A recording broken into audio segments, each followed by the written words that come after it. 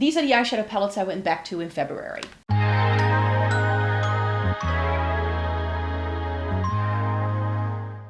Welcome to everyone watching today. Thank you so very much for joining me in today's video. Yes, I know, it's late, but I wasn't feeling too hot yesterday, and I was like, if I just take a day, I'm gonna have more energy to film tomorrow, and that's exactly the case. And this video is one that I do every month. I like to select a couple of older eyeshadow palettes that I've had for years that you guys know I love, and I want to get as much use out of my makeup as I possibly can, and I sort of use these videos to document that.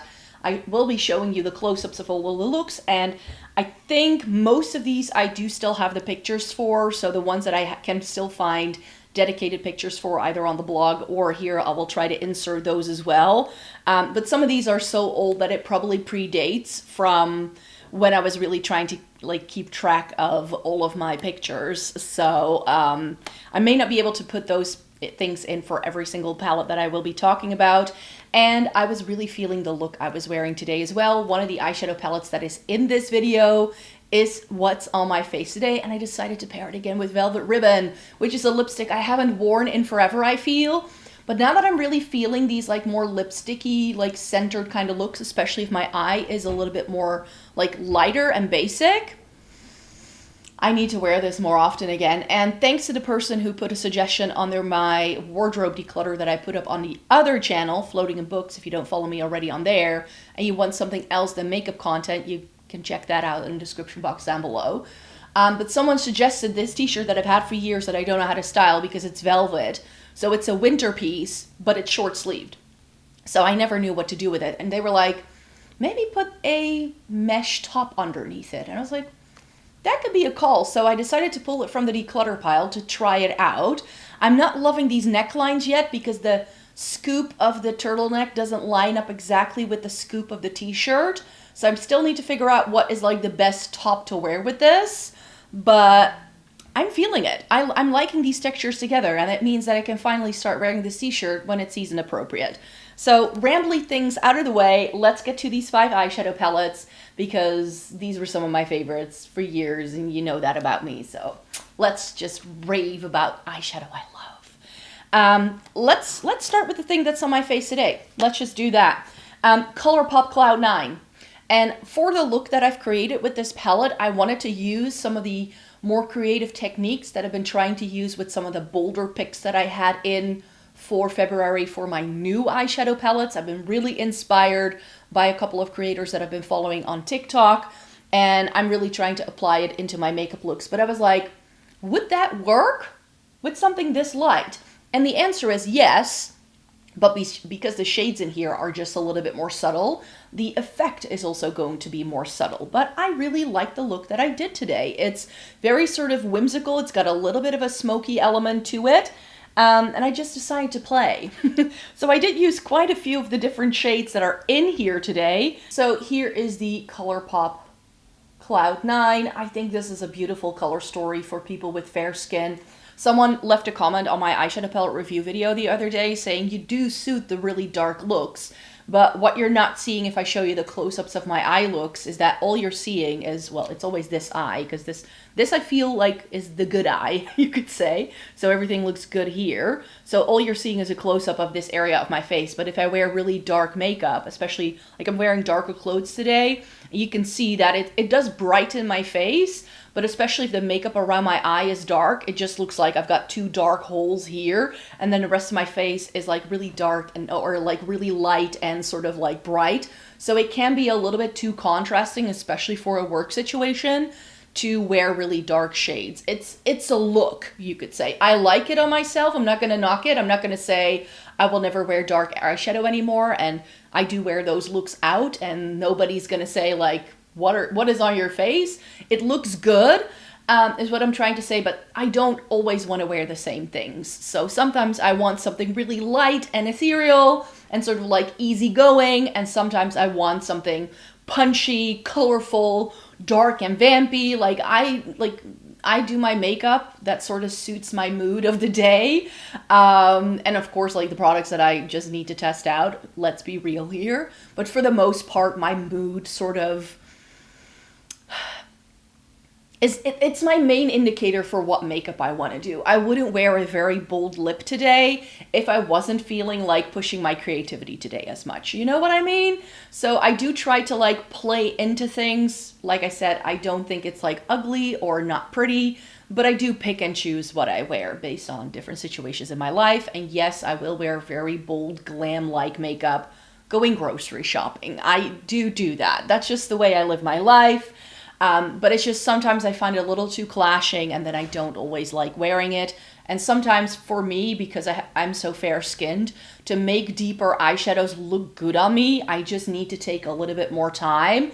And that's just something I don't always have as well. So there's that. But yeah, I definitely try to use the techniques that I've been using with some of the bolder palettes I tried this month with something this light. So what's on my face today is I ended up using this in the crease, and then I put this one all over. This has a bit of a blue flip, and then I ended up putting, was it this one?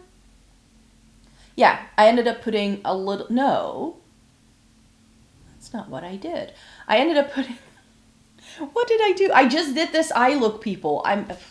My brain is a little fried still from I had a really busy week this week, so it's been, I'm glad it's the weekend, you could say. But yeah, so I use this in the crease, this all over the lid, and I use this one in the inner corner. The silver is in the extended inner corner, that's right here. And now I don't remember whether it was this shimmer thing or this that I used to sort of like deepen up this part. But I tried to stay away from the outer V as much.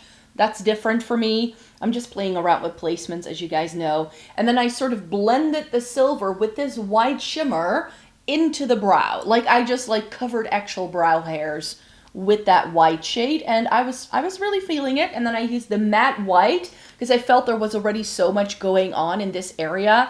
I just used the matte white to accentuate the inner corner, and sort of extended that down a little bit. And I did use this shade. No, this shade is on the lower lash line, and this I used as liner. So that means that this one is the darker thing that you're seeing up here. Now I remember. So yeah, I think there's like 3 shades I didn't use to create this look. I didn't use the light gray in here, and I didn't use this like sort of peachy gold thing. But every other shade that's in, oh, and the black I didn't use, like I said, 3 shades. But from a 12 pan, I managed to put 9 shades on my eyes today. So I'm really happy about that. We all know that I love the Colourpop Cloud9 for how light and ethereal it is. It's a great palette for people with exceptionally fair skin like myself. So if you fall within sort of my sort of lightness range, then I think this is very much recommended. This is not gonna be right for you if you have anything like deeper than a light skin tone. This is gonna not show up. It's gonna look patchy. It's not gonna be a good time if you have a very deep skin tone. Let me tell you that. The shimmer in here is really beautiful. I really appreciate this like silver holographic shimmer that's in here. But there's not going to be enough for people with deeper skin tones to create the contrast they would need to make this work. But if you have very fair skin, and unlike myself, where you don't like to do super creative things, or you're a bit afraid of deeper things, or if like me, you just want something easy breezy, something you can play with and have fun with, because there are the deeper shades. Like when I was halfway through this makeup look, my brain went graphic liner, but I don't really have the eye shape to make graphic liner look good. So I sort of steered away from that because I was like, I don't have that much time today to do my makeup, film some videos, and then also do what else I need to do today. But I almost went in with this matte, like this, it's like a shimmering black actually. It's got like bluish silver sparkles, and to like sort of carve out a line right above the crease. But then I pivoted to the other shade right next to it and applied it with a finger and blended it out. Just to give a different technique a whirl for once. But yeah, that's something else that you could do with this. Like I love, it's just something that I don't feel very confident doing on myself just yet. Like I said, I don't have the best eye shape for very graphic liner inspired looks. But if you like to do something really basic and then just go in with like liquid liner and stuff like that, this is a great palette for that look as well. So just so you know, I do think this palette is a little underrated because it is so fair-skinned. I really remember when this came out, a lot of people were knocking this because it looked chalky and ashy, and those are the words you then hear people say. But a lot of people don't take into account that people with exceptionally fair skin are also a thing in the world, and that they also sometimes have needs, and this is going to look beautiful if you have very fair skin. If you like to do very easy to wear makeup on like a work day or whatever, you don't have loads of time to... I was distracted by a pigeon in a tree, sorry. If you don't have loads of time on your hand, this is just really easy blendable makeup, and if you have very fair skin, I know you're gonna love this, but like I said, this has its limitations too. Who it's going to look right on, but I do think there's more possible with this eyeshadow palette than you might think. And then my two really old babies, like these were... I've just tried other neutral palettes that I gravitate towards more than I do these two by now. And I did already film all of my declutters over my spring break period. So those are gonna go live in March. So if you wanna see my makeup declutter, then you're gonna have to wait a little while because that's coming. I think I'm gonna post them on Thursdays mostly, like the most parts, and then one part is gonna have to happen over a weekend. The eyeshadow palettes I'm going to save for last, just so you know. So that's gonna be at the end of March. And I was like on the fence, and that's why I wanted to go back to these. Like, I have these, I know I love them, they are great palettes, but do they still serve a purpose in my makeup collection? And I've decided now that I've used them again, that one is going to be a yes, the other one is going to be a no. This is going to be the no. And that's not because it's not good eyeshadow. This is beautiful eyeshadow. It's the Persona Identity palette. This was formulated with brown eyes in mind. The shimmer shades in here are more like satin metallic leaning shades. I've always loved these two. I kind of like go in with like the taupey things that this has. But here's the thing. I have loads of taupe eyeshadow. And when I did this makeup look, I was like, I have plenty of other eyeshadow that is newer to me that will create the exact same look. So this is one where I'm like, I need to declutter it. It's too old to be able to pass it on to anyone. So I do think for now it's going to go into a makeup memory box because Persona was such a big hype for a while. And this is just one of those palettes where I'm like, it's good to archive this one because somewhere down the line, I'm like, I'm probably going to want to go back to it in terms of like creating content with it or anything like that. So I do want to keep it around for a little while, but I'm not going to be using it anymore is what I'm saying. But this, I put this on my face and I instantly knew I need to keep you. This cannot go anywhere just yet. Why have I not used this more in like the past year or so? It's the Tartelette in Bloom. Well, I know why I haven't used it more because I have too much eyeshadow. Let's be real here. But the Tartelette in... This is such a good basic. I mean, still, till this day, is it like the same formula as what you're getting from brands now? No, and mine is old. It doesn't have the removable pens yet. This is still on the market. You can still physically purchase this. So I'm not sure if the quality you get now is the same as what you're getting today, like when I got it. And of course, mine is old, so it doesn't probably hold a candle to it. But this is such a good basic. I mean... Let's be real here. It's essentially like what Blend Bunny does. It's 3 looks, warms, neutrals, cools, with a deep shade, a light shade, and there are like 3 gorgeous shimmers in here. It's just, and the thing I always do with this palette, I kind of go for the same shades all the time. This in the crease, this all over the lid, this is going to go onto the lower lash line. That's usually how I go, or I put this on the lower lash line and then accentuate it a little further with this, and then this goes in the inner corner. That's what I do, and then very often I will use this deeper tone here as liner. I kind of mix and match them, but this is such a foolproof thing, and I put this on and I was like, I felt like $1,000,000 straight away, and that usually tells me that I need to hang on to things. So even though it's older and I don't use it all the time anymore, like if I think of a neutral palette that I would wear more often, I would go Natasha Denona I Need a Nude, or one of my Makeup by Mario palettes. Those are the things I think of first, or Viseart or something like that, over this for sure, but it's a good one. She's still good. And then I played with my Wycon Glam Eyes, the coolest shades eyeshadow palette. This is an Italian brand. It's a little bit similar to Kiko in the sense that they do these like standalone stores where you can buy the brand, but they're pretty much Italy only from what I can tell. They do have an international website where you can place a couple of orders. I've decided that sometime in the next year or so, I just need to travel to Italy again and see if I can find this brand. I believe they were founded in Naples. That's what the lady in the store told me when I bought this. And this was beautiful. Here again, I did go for some of the shades that I don't normally reach for. It's quite pastel heavy, and those don't really work in the crease, but I do get one really good crease shade, and that kind of ties the entire palette together. This is my favorite shimmer, so that had to go all over the lid. It's this really interesting, like, silver, gold, bronze leaning taupey shade. It's really special. I don't have anything like it in my makeup collection, so that's the one I gravitate towards all the time. But rather than rounding it out with other neutrals, I went into some of these blue shades.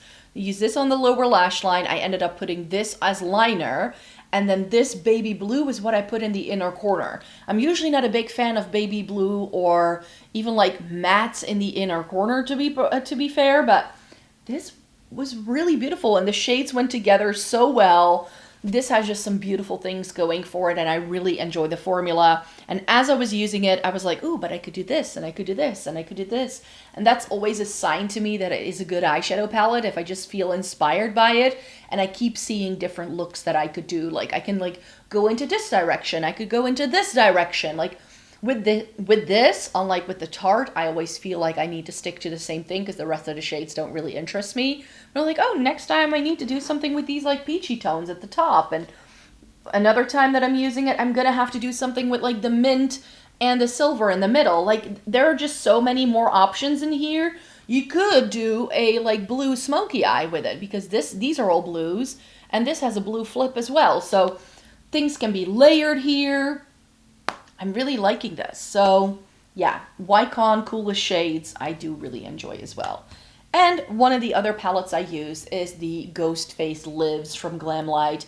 This is of course a really beautiful old gray leading color story, but not boring. Like, very often I find, like, this has been my critique of a lot of brands, like they will like, let's make a cool tone palette, and then it's all just the same 3 gray shades and a silver, and you're like,